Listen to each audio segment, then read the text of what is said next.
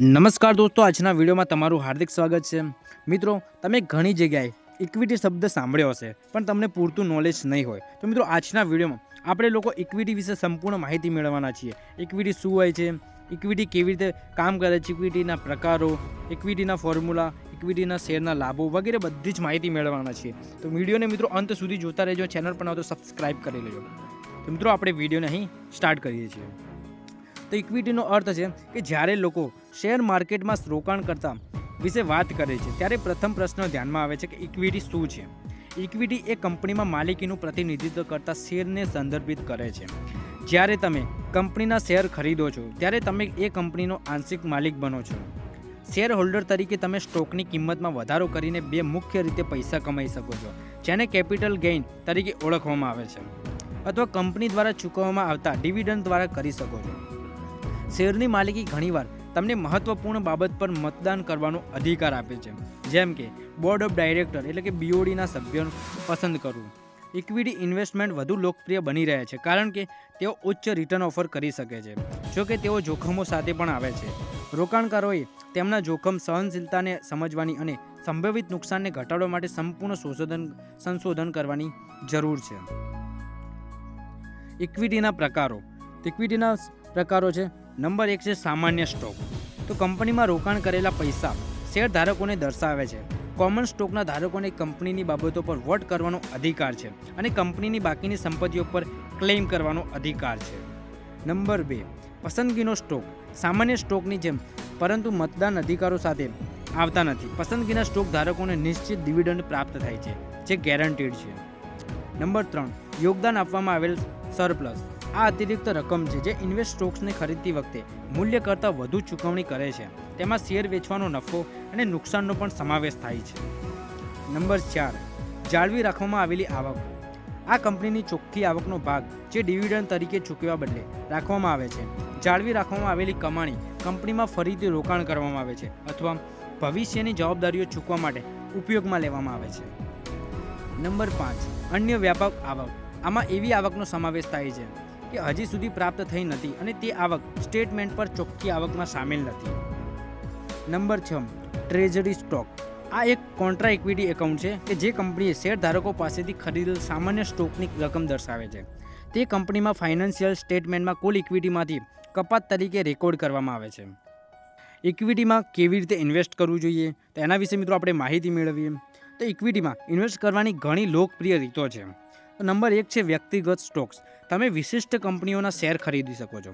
Research કંપનીઓના તેમના પ્રદર્શન, ઉદ્યોગના વલણો અને વિકાસની ક્ષમતાને આધારે ત્યારબાદ બ્રોકરેજ એકાઉન્ટ દ્વારા આ સ્ટોક્સ ખરીદો અથવા વેચો।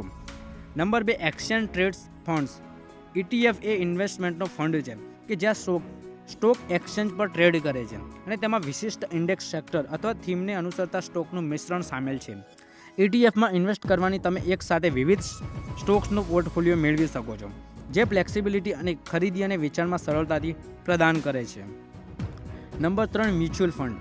આ ફંડ પ્રોફેશનલ ફંડ મેનેજર દ્વારા સંચાલિત સ્ટોક્સનો વિવિધ પોર્ટફોલિયો બનાવવા માટે ઘણા રોકાણકારો પાસેથી પૈસા એકત્રિત કરે છે। તમે તમારા રોકાણના લક્ષ્યો અને જોખમોના સ્તરના આધારે મ્યુચ્યુઅલ ફંડ પસંદ કરી શકો છો। તેઓ તે લોકો માટે સુવિધાજનક છે કે જેઓ રોકાણકાર માટે વધુ હાથસાળ અભિગમ ઈચ્છતા હોય છે। નંબર 4, રોબો સલાહકારો। આ ઓનલાઈન પ્લેટફોર્મ છે કે જે તમારા માટે ઇન્વેસ્ટમેન્ટ પોર્ટફોલિયો બનાવવા માટે મેનેજ કરવા માટે અલ્ગોરિધમ્સ ઉપયોગ કરે છે। તેઓ ઇક્વિટી સહિત વિવિધ ઇન્વેસ્ટમેન્ટ વિકલ્પો પ્રદાન કરતી વખતે તમારા જોખમ સહનશીલતા અને લક્ષ્યોના ધ્યાનમાં લે છે। રોબો સલાહકારો રોકાણ કરવાની ઓછી કિંમત અને વધુ સરળ રીત છે। ઇક્વિટી શેરના લાભો। ઇક્વિટી શેરના લાભો વિશે મિત્રો આપણે માહિતી મેળવીએ તો ઉચ્ચ વળતર મળે છે। ઇક્વિટી શેર છે એ રોકાણકારોને તુલનાત્મક રીતે વધુ વળતર પ્રદાન કરે છે।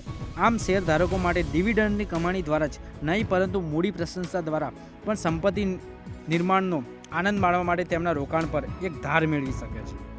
રોકાણની પ્રક્રિયા। શેરમાં રોકાણ કરવું સરળ છે। રોકાણકારો અમલમાં મૂકેલા નોંધપાત્ર સ્ટોક એક્સચેન્જમાં રોકાણ કરવા માટે નાણાકીય આયોજક અથવા સ્ટોક બ્રોકરની સેવાઓને એક્સેસ મેળવી શકે છે। શેર હોલ્ડર ઇક્વિટી કેવી રીતે કામ કરે છે તેના વિશે મિત્રો આપણે માહિતી મેળવીએ તો ઇક્વિટી શેરમાં ઇન્વેસ્ટ કરવું લોકપ્રિય છે કારણ કે તેઓ ઉચ્ચ રિટર્ન પ્રદાન કરી શકે છે। શેર હોલ્ડર ઇક્વિટી કેવી રીતે કામ કરે છે તેના વિશે મિત્રો આપણે માહિતી મેળવીએ તો કે જ્યારે તમે કંપનીના સ્ટોક્સમાં ઇન્વેસ્ટ કરો છો ત્યારે તમે કેપિટલ ગેઇન દ્વારા અથવા સ્ટોકની કિંમતમાં વધારો થવા પૈસા દ્વારા કમાઈ શકો છો. વધુ માલકીના શેરો તમને કંપનીના બોર્ડ ઓફ ડાયરેક્ટર્સ સંબંધિત મહત્વપૂર્ણ નિર્ણયો પર વોટ કરવાનો અધિકાર આપે છે. ઇક્વિટી શેર નફાકારક હોઈ શકે છે ત્યારે તેઓ જોખમો પણ સાથે પણ આવે છે. ઇન્વેસ્ટર્સ માટે સ્ટોક્સને ઇન્વેસ્ટ કરતાં પહેલાં તેમની રિસ્ક સહનશીલતાને સમજવું મહત્વપૂર્ણ છે. ઇક્વિટીમાં રોકાણ કરવાના ફાયદાઓ શું છે? તો ઇક્વિટી શેરમાં રોકાણ કરવાની માત્ર ડિવિડન્ડ દ્વારા જ નહીં પરંતુ સમય જતાં શેરની કિંમતોમાં વધારો દ્વારા પણ ઉચ્ચ વળતર મળી શકે છે. ફુગાવા સામે સુરક્ષા. ઇક્વિટી ઇન્વેસ્ટમેન્ટ ઘણીવાર એવા રિટર્ન પ્રદાન કરે છે કે જે ફુગાવા કરતાં વધુ હોય છે, જે તમારી ખરીદી શક્તિને સુરક્ષિત કરવામાં મદદ કરે છે. NSE અને BSE જેવા સ્ટોક્સ એક્સચેન્જ દ્વારા શેરમાં રોકાણ કરવું સરળ છે. ડીમેટ એકાઉન્ટ સાથે તમે માત્ર થોડા મિનિટોમાં શેર ખરીદી શકો છો, જ્યારે ઘણા રોકાણકારો ડેબ્યુ ઇન્સ્ટ્રુમેન્ટ જેવા સુરક્ષિત વિકલ્પોનો ઉપયોગ કરે છે ત્યારે આ હંમેશા ઉચ્ચ વળતર પ્રદાન કરતા નથી. તમારા પોર્ટફોલિયોમાં ઇક્વિટી ઉમેરીને વધુ લાભની સંભાવનાઓ વધી શકે છે. ઇક્વિટીમાં રોકાણ કરવાના ગેરફાયદાઓ. તો ઇક્વિટીમાં રોકાણ કરવું લાભદાયક હોઈ શકે છે પરંતુ તેમાં કેટલાક જોખમો પણ સામેલ હોય છે. ઉચ્ચ બજાર જોખમો. ઇક્વિટી ઇન્વેસ્ટમેન્ટ સારા રિટર્ન પ્રદાન કરી શકે છે પરંતુ ડેબ્ટ ઇન્સ્ટ્રુમેન્ટ ઉચ્ચ બજાર જોખમ. ઇક્વિટી ઇન્વેસ્ટમેન્ટ સારા રિટર્ન પ્રદાન કરી શકે છે મિત્રો, પરંતુ ડેબ્ટ ઇન્સ્ટ્રુમેન્ટ જેવા સુરક્ષિત વિકલ્પોની તુલનામાં ઉચ્ચ જોખમો સાથે આવે છે. રોકાણકારો તેમનું સંપૂર્ણ રોકાણ ગુમાવી શકે છે. કામગીરીનું જોખમ. સ્ટોક્સની કિંમત બજારની સ્થિતિઓ પર આધારિત છે અને અપેક્ષા મુજબ પ્રદર્શન કરી શકાતા નથી. આ જોખમ વ્યક્તિગત સ્ટોક્સ તેમજ સંપૂર્ણ ક્ષેત્રોની અસર કરે છે.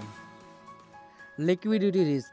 જો કોઈ કંપની ફાઇનાન્શિયલ રીતે સંઘર્ષ કરે છે તો ઇન્વેસ્ટર્સને તેમના વાસ્તવિક મૂલ્ય કરતાં ઘણી ઓછી કિંમતે શેર વેચવું પડી શકે છે. તો દોસ્તો, આજના આ વિડીયોમાં આપણે ઇક્વિટી વિશે માહિતી મેળવી. આઈ હોપ કે મિત્રો તમને વિડીયો ગમ્યો હશે. વિડીયો ગમે તો વિડીયોને એક લાઇક અને મિત્રો ચેનલને જરૂરથી સબસ્ક્રાઇબ કરી લેજો. ધન્યવાદ.